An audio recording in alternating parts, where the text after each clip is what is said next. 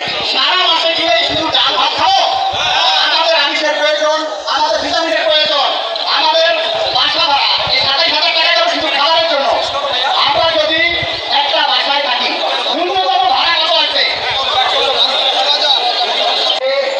এই দাবি আদায়ের মিলন মেলায় আপনারা যারা ঢাকা এবং ঢাকা জেলার বাহির থেকে আমাদের ডাকে সাড়া দিয়েছেন, আপনাদের ভালোবাসায় আজকে আমি সিক্ত। আপনারা সবাই ভালো আছেন, কিন্তু আমি ভালো নেই। আমি ভালো নেই আপনাদের জন্য, কারণ আমার কর্মচারী ভাইয়েরা ভালো নেই। আমার কর্মচারী ভাই বোন যেখানে আছেন, 10 থেকে 20তম গ্রেডের মধ্যে যারা আছেন, কেউ ভালো নেই। আপনারা জানেন আমরা 2009 সালে যে পে স্কেল পেয়েছি, সেখানে আমাদের সর্বনিম্ন স্কেল ছিল 4100 টাকা। আমরা নিয়ম অনুযায়ী 2015 সালে যে পে স্কেল পেয়েছি, সেটাকে ডাবল করে আমরা পেয়েছি 8,250 টাকা। একটু খেয়াল করবেন সবাই, সেই ধারাবাহিকতায় 2015 সালে যে 8,250 টাকা আমরা পেয়েছি, সেটাকে যদি পরবর্তী 5 বছরে অর্থাৎ 2020 সালে যদি আমরা আরেকটা পে স্কেল পেতাম, তাহলে সেটা হতো নবম পে স্কেল। সেই নবম পে স্কেলে 8,000 টাকার স্কেলটা কমপক্ষে 16 থেকে 18,000 টাকায় যেত। কি যেত কিনা?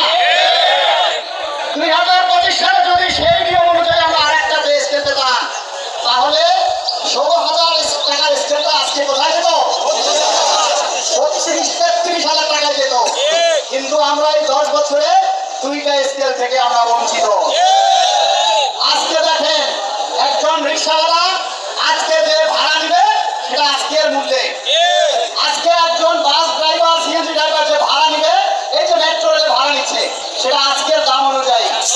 আজকে সবজি বাজার থেকে মুদিওয়ালা, জুতা সেলাই করা যারা আছেন, ব্যবসায়ী, ডাক্তার, তারপরে আপনার উকিল, ব্যারিস্টার, যারাই আপনাদের ফি নেয়, তারা আজকের বর্তমান দাম অনুযায়ী তারা সেই ফিটা নেয়।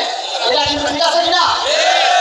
এই যে আমাদের ছেলেমেয়েরা পড়াশোনা করে, যদি তারা প্রাথমিক পর্যায়ে বাদ দিলাম, ধরলাম প্রাথমিক পর্যায়ে সব ফি, তারপর কি বাংলাদেশে ঢাকা শহরে এরকম কি সরকারি প্রাথমিক বিদ্যালয় আছে যেখানে সবাই পড়তে পারে?